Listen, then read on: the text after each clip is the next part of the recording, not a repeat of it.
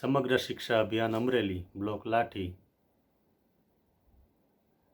Piplava cluster હું ચૌધરી વત્સલકુમાર સજ્જનસિંહ આજે આપની સમક્ષ દ્રષ્ટિક્ષતિ ધરાવતા બાળકો માટે પૂર્વ બ્રેલ તાલીમની હું વાત કરીશ. પ્લીઝ ધ્યાનથી સાંભળશો. પ્રસ્તાવના. બ્રેલ લિપિ એટલે દ્રષ્ટિક્ષતિઓ માટે જ્ઞાન પ્રાપ્ત કરવાનું માધ્યમ બની શકે છે.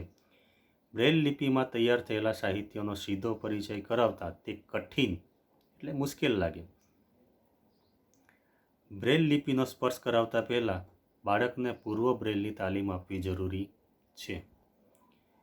પૂર્વ બ્રેલ તાલીમ એટલે શું?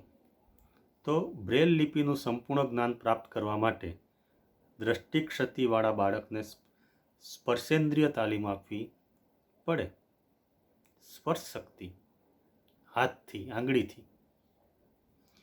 દ્રષ્ટિક્ષતિ ધરાવતા બાળકને બ્રેલ લિપિના વાંચન લેખન કૌશલ્ય માટે ક્ષમતા પ્રાપ્ત કરે તે પહેલાં તેની સ્પર્શેન્દ્રિય તથા હાથ અને હાથની આંગળીઓના હલનચલન વડે કરાવવામાં આવતી પ્રવૃત્તિઓ દ્વારા આપવામાં આવતી તાલીમ એટલે પૂર્વ બ્રેલ તાલીમ કહેવાય.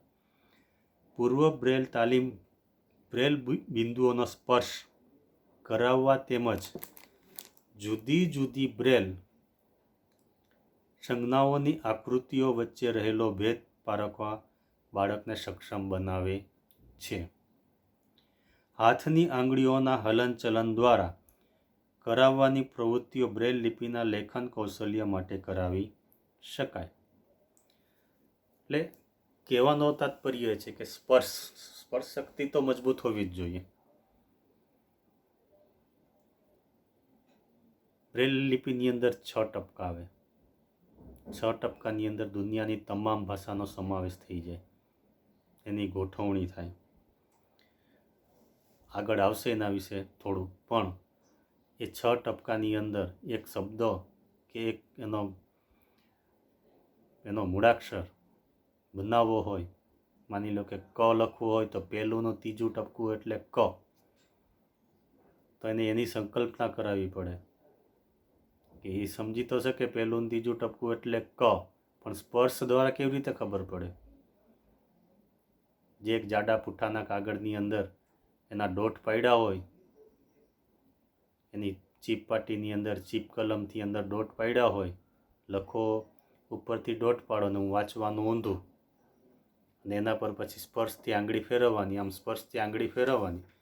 જેમ આપણે પાઠ્યપુસ્તક વાંચતા હોય અને આપણે લીટી ફેરવતા હોય, લીટી પર આંગળી ફેરવતા હોય તો એના પર આંગળી મૂકવાની છે અને સ્પર્શથી, કારણ કે એને દેખાતું નથી એટલે એને સ્પર્શ દ્વારા નક્કી કરવાનું છે કે પહેલું ત્રીજું ટપકું છે એટલે ક, પછી આગળના ટપકામાં શું છે, એના પછીનામાં શું છે, તો કમલ,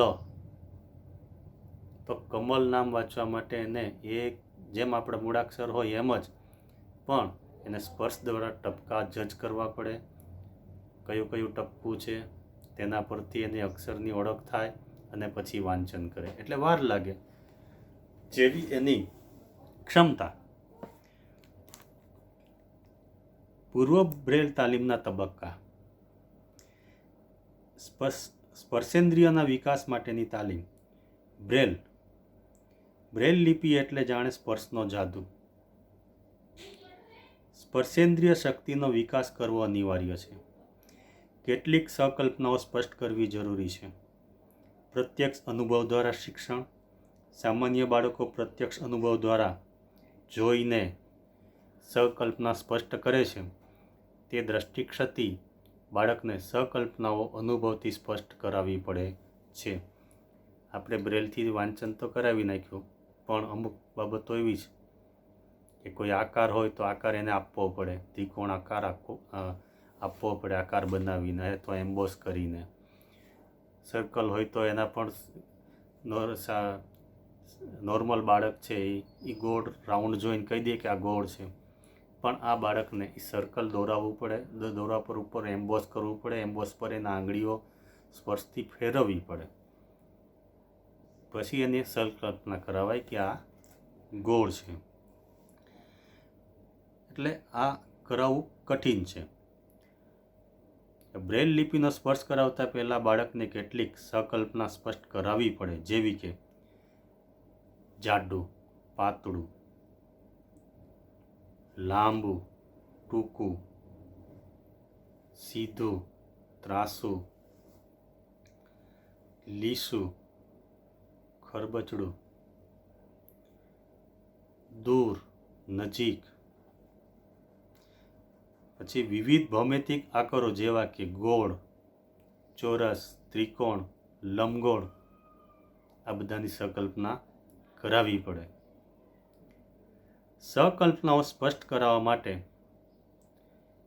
કેટલીક સૂચિત પ્રવૃત્તિઓ કરાવવી જોઈએ, જેવી કે નકામા બ્રેલ કાગળમાંથી વિવિધ કદના સેલ્સ વાળીને કેટલીક સંકલ્પનાઓ સ્પષ્ટ કરાવીએ, જેમ કે જાડું પાતળું, લાંબુ ટૂંકું, નાનું મોટું, સરખે સરખું વગેરે.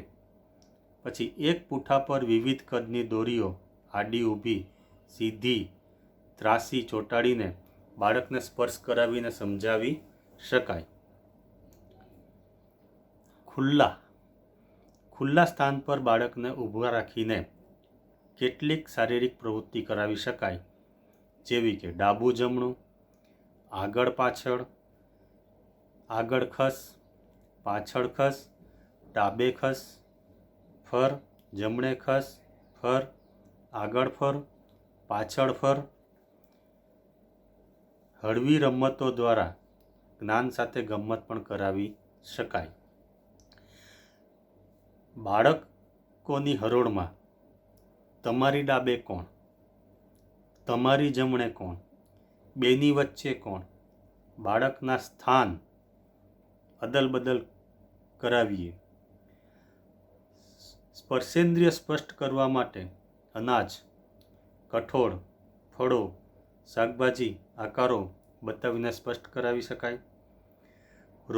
રોજિંદા જીવનમાં ઉપયોગી તમામ વ્યવહારોમાં ચલણી નાણું, વનસ્પતિના પર્ણ, ઘરેણાં, જાત જાતના બી, મસાલા, કપડાં વગેરેમાં સમાનતા ચેક કરાવવી. આમ સ્પર્શથી જ આ બધું શક્ય બને, ત્યારે જ એને ખ્યાલ આવે.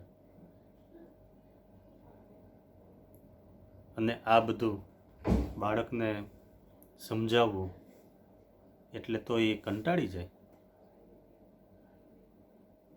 આટલું બધું કેવી રીતે ધ્યાન પર લેવું? પણ જેના એક અંગની અંદર ક્યાંક ઉણપ હોય,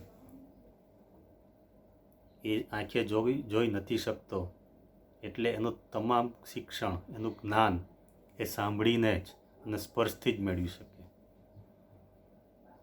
અને મોટે ભાગે એ જે કાંઈ સાંભળે છે એ કંઠસ્થ રાખે છે, એ ભૂલી જતું નથી. આગળ આપણે જોઈએ તો બ્રેલ બિંદુઓ તથા વિવિધ બ્રેલ સંજ્ઞાઓનો સ્પર્શ કરાવવો. સંકલ્પનાઓ અને પ્રવૃત્તિઓના સોપાનો સર કર્યા બાદ હવે બાળકને બ્રેલ બિંદુઓનો સ્પર્શ કરાવીએ. આ સોપાનમાં બ્રેલ લીટીઓ તેમજ સંજ્ઞાઓની સરખામણી સ્પર્શ દ્વારા કરાવીએ, જે મૂળાક્ષરો શીખવતા પહેલાંનું પગથિયું છે. જે આપણે સેજ પહેલાં ટૂંકમાં કીધું હતું એમ ટપકા, ડોટ કાગળમાં ઉપસાવવામાં આવે અને એના પર આંગળીઓ ફેરવીને સ્પર્શથી એને વાંચવામાં આવે. આપણે કમલ શબ્દની વાત કરી તો ક, પેલું ત્રીજું ટપકો, ક પછી મ પછી લ, એને વાંચતા વાર લાગે. જો એને એમ થઈ જાય કે આ પહેલું ત્રીજું ટપકું આપણે કહીએ કે ક થાય, પણ એના મનમાં ક્યાંક તકલીફ થઈ ગઈ કે આ પહેલું ત્રીજું ટપકું એટલે મ, તો એ મ વાંચી નાખે, તો પછી મોંમાં તકલીફ થાય. એટલે આખી એની જે સ્પર્શ શક્તિ છે એ એકદમ કમ્પ્લીટ વિકસાવવી પડે. બ્રેલ લિપિઓનો સ્પર્શ કરાવીએ, સમાનતા શોધાવીએ અને ચડતા ઉતરતા ક્રમમાં ગોઠવવાનું કહીએ. એમ આ જે ટપકા પણ છે એ સરખા જ પાડીને એને પ્રેક્ટિસમાં આપવા જોઈએ, જેથી એની ભૂલ પડે નહીં. પહેલું ને ત્રીજું ટપકું એટલે ક, પછી પાછું પહેલું ને ત્રીજું ટપકું એટલે ક, પાછું પહેલું ને ત્રીજું ટપકું એટલે ક. એટલે પહેલાં સરખા મૂળાક્ષર આપીને એને પ્રેક્ટિસ કરાવવી જોઈએ. ટપકાની સમાનતા ચેક કરાવવી જોઈએ, પછી ડિફરન્સમાં જવાય. આ બ્રેલના ટપકા છે 6 જ આવે. 6 ટપકામાં દુનિયાની તમામ ભાષા લખાઈ જાય. એ આપણા નોર્મલ માટે તો વિચારવા જેવી બાબત છે કે આપણા માટે તો કક્કો છે, બારાક્ષરી છે, ઘણું બધું છે. પણ આને તો 6 ટપકાની અંદર જ આ બધું વિચારવાનું છે કે એની અંદર જ દુનિયાની તમામ ભાષા, લેંગ્વેજ, આખું ગુજરાતી, અંગ્રેજી 6 ટપકામાં જ આવી જાય. 6 ટપકાની અંદર આટલું બધું સ્પર્શથી અને મગજથી યાદ રાખવું, કંઠસ્થ રાખવું અને સાચું વાંચન કરવું, સાચું લેખન કાર્ય કરવું, ત્યારે જ એનામાં જ્ઞાનનો વધારો થાય. હવે બ્રેલના મૂળાક્ષરોનું અધ્યયન કરાવવું યોગ્ય છે. અહીં કક્કાવારીના ક્રમ મુજબ નહીં, પરંતુ બ્રેલ બિંદુઓના ક્રમશઃ ઉપયોગથી બનતી 63 સંજ્ઞાઓ 63 સંજ્ઞાઓ પૈકી આપણી માતૃભાષાના મૂળાક્ષરો શીખવવાનો ક્રમ જાળવીએ, અર્થાત અ, બ, લ, ક થી શરૂઆત કરાવીએ. બીજું એક મહત્વનું એની અંદર કસરત છે હાથ અને હાથની આંગળીઓની હલનચલન માટેની તાલીમ. બ્રેલ વાંચન કૌશલ્ય પ્રાપ્ત કર્યા બાદ જ બ્રેલ લેખન કરાવવું યોગ્ય છે. બ્રેલ લેખન કૌશલ્ય માટે હાથ અને હાથની આંગળીઓનો યોગ્ય ઉપયોગ જરૂરી છે, જેમાં સમગ્ર હાથના સ્નાયુઓ એટલે કે ખભો, કોણી, કાંડું તથા આંગળીઓનો યોગ્ય માત્રામાં શારીરિક બળનો ઉપયોગ કરવાનો હોય છે. આ કાર્ય થોડું શારીરિક થાકનો અનુભવ કરાવે છે. યોગ્ય ઢબે કલમ પકડાવવી, હાથની આંગળીઓ થાકી જાય માટે થોડી કસરત પણ કરવી જરૂરી છે. બ્રેલ લિપિ લખવા કે વાંચવા સતત મુહાવરાની જરૂર પડે છે અને કાયમી પ્રેક્ટિસ કરવી પડે, તો જ એનું સ્પર્શ શક્તિ જળવાઈ રહે, એની હાથની ગ્રીપ જળવાઈ રહે. કેવી રીતે લખવું, કેવી રીતે ડોટ સ્પર્શ કરવા,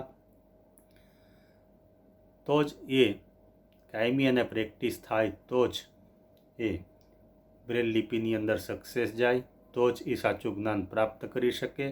આપણે મોટા બ્રેલ પુસ્તકો એને આપી દઈએ ને બેટા વાંચી નાખ, પણ જેની સ્પર્શ શક્તિ નબળી હોય અથવા કની જગ્યાએ મોં વાંચે તો મોટે ભાગના મૂળાક્ષરો એ વાંચવામાં એ થાપ ખાઈ જાય અને કોઈ એને સંકલ્પના સાચી થાય જ નહીં.